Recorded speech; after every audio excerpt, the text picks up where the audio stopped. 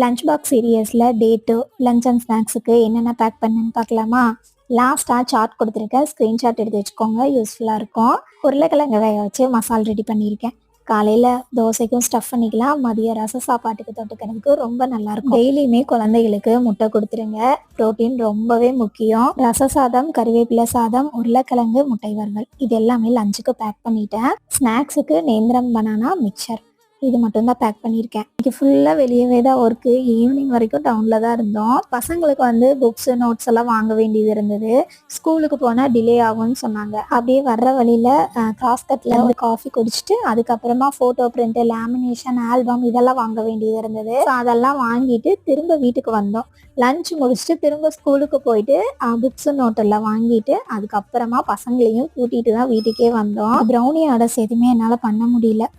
மாவு வெரைட்டிஸ் மட்டும்தான் இன்றைக்கி கொரியர் போட முடிஞ்சுது.